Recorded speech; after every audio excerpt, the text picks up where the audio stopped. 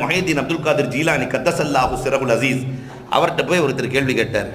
வாழ்க்கையில் ரொம்ப பறக்கத்தாக நான் வாழணும், எதை தொட்டாலும் பறக்கத்தாக இருக்கணும், செல்வம் வந்து கொட்டிக்கிட்டே இருக்கணும், என்ன செய்யட்டும்? 5 நேரம் தொழுதுக்கோன்னாங்க. சிரிக்கிறார். வந்தவர் சிரிக்கிறார். கௌசலாலத்தை பார்த்து, ஏங்க சிரிக்கிறீங்க?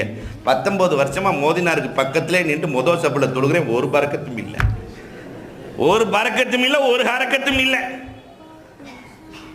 அப்போ கௌசலாலம் சொன்னாங்க, அப்படியா, உன் வீட்டினுடைய கதவுகள் ஜன்னல்கள் எல்லாத்துக்கும் பரதா போட்டுக்கோ, பறக்கத்து வந்துரும்ட்டாங்க.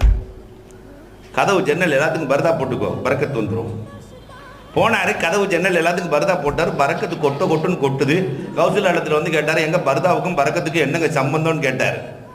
இப்போ கௌசலாலம் சொன்னார்கள், தொழாதவனின் பார்வை கதவு வழியாக ஜன்னல் வழியாக வீட்டுக்குள்ளே சென்றாலே பறக்கத் போய்விடும்.